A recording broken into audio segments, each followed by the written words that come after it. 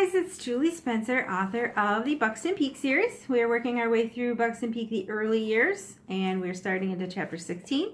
I hope that you are liking these videos. If you do, that you will give them a thumbs up and share them on social media and subscribe to my channel, and hopefully lots of people can enjoy the videos as well. All right, we'll start in.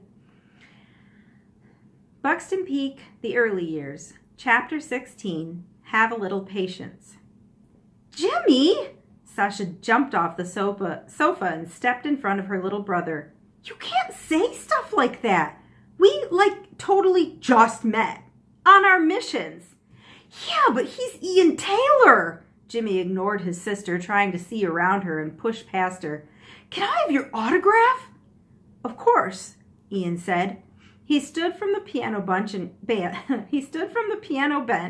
and reached past Sasha to shake her little brother's hand. It's nice to meet you, Jimmy. How old are you? I'm 15, Jimmy answered. His eyes were shining and he was bouncing on his toes. So you're not far away from serving your mission. Heck yeah, I can't wait.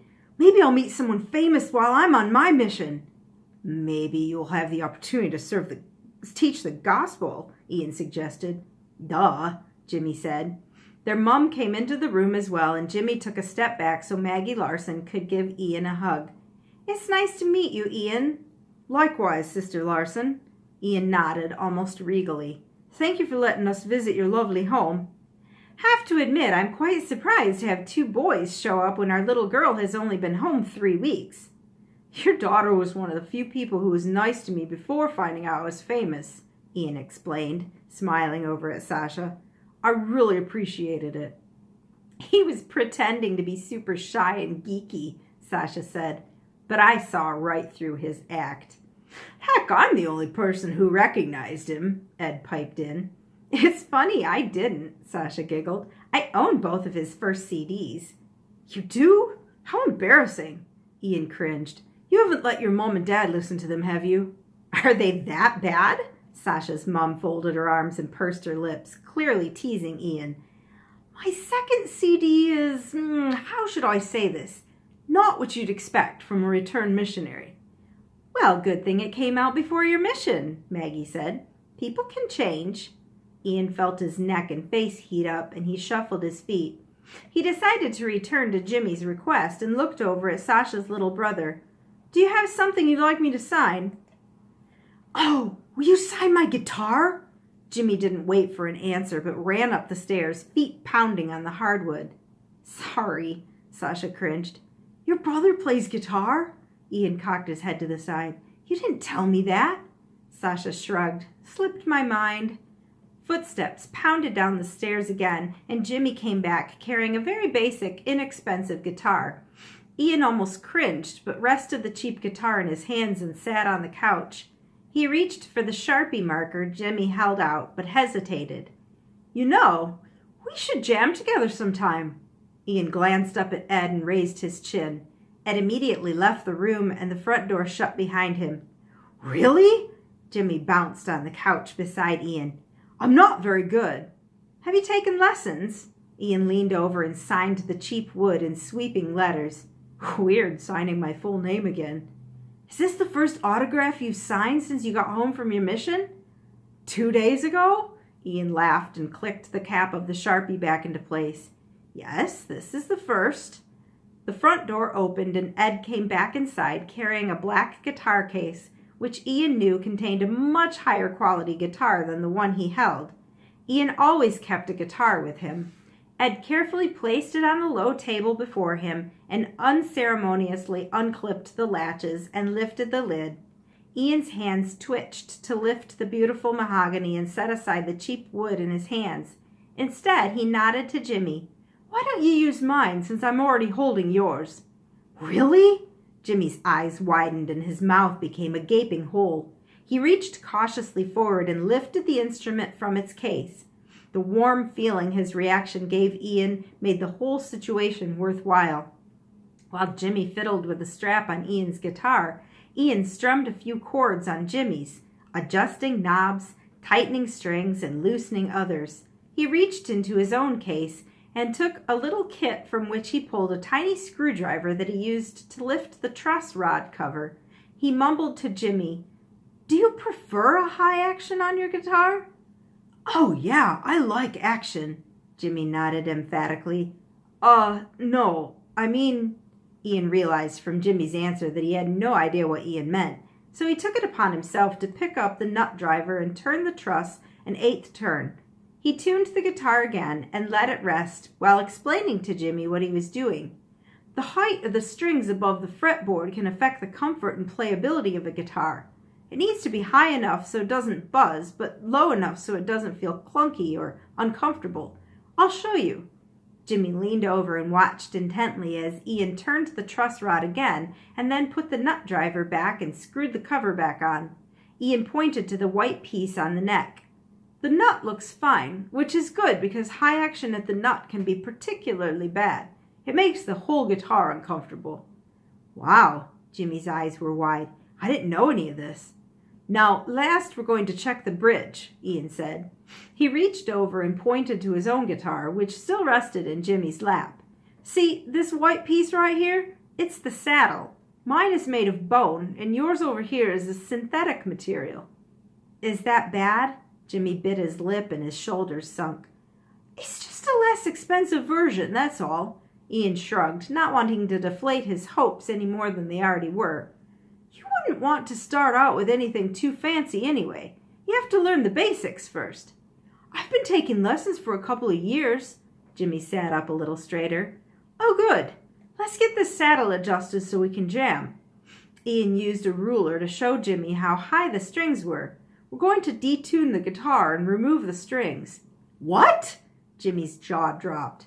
"It's not complicated, I promise. We're just going to loosen them from the bridge.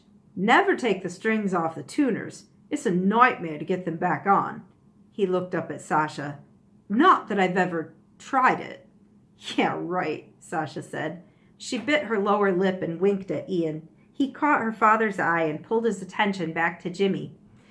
"Here, hand me that string winder. We're going to pop the bridge pins out." Ian allowed himself to get caught up in training Jimmy.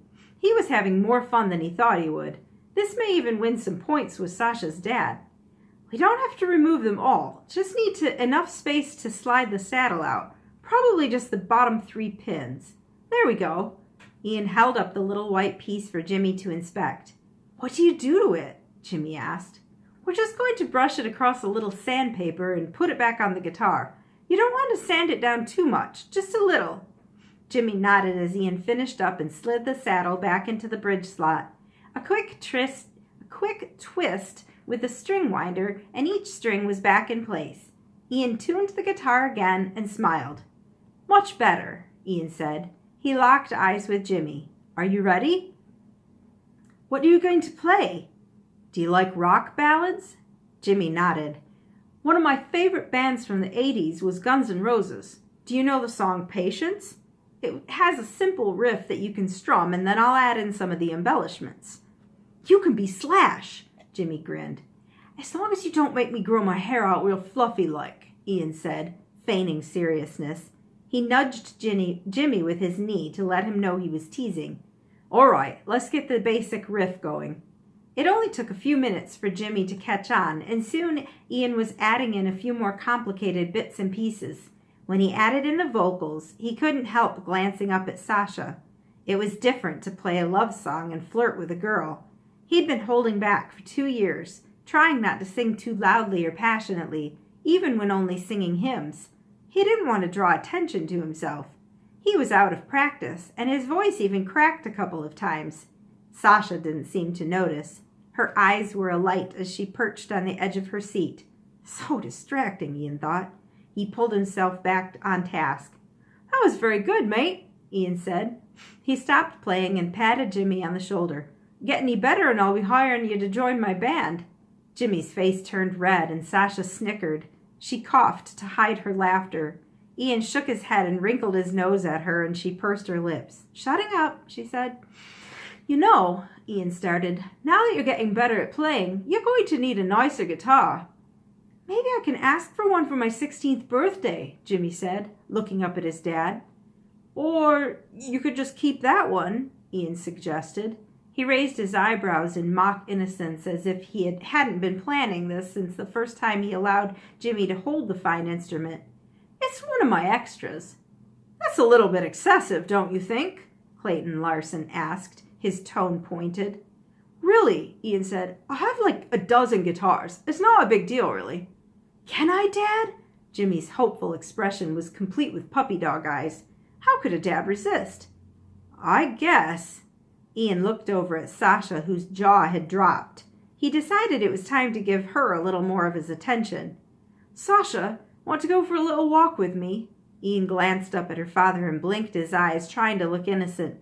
Don't worry, Ed can come as our chaperone. I'd love to, Sasha said, jumping up from the chair. Ian started to rise from the sofa, but instead set the cheap guitar aside and reached for the quality instrument that still lay in Jimmy's arms. Here, let me sign that one for you as well.